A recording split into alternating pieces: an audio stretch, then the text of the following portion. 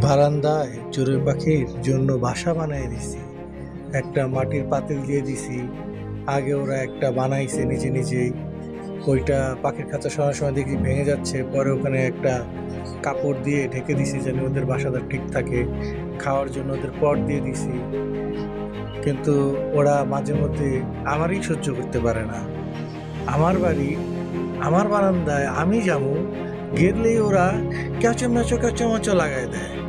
মানে এমন অবস্থা যে আমার বাড়ি, আমার ঘর, আমার কই সর, এইরকম অবস্থা, যেমন এরা দখল করে ফেলাইছে আমার বাড়ি।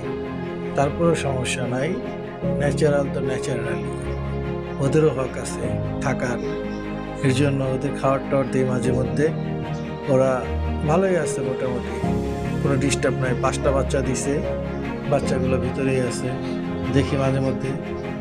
আবার ওরাও মাঝে মধ্যে ডিস্টার্ব করে যে দেখো না দেখো না।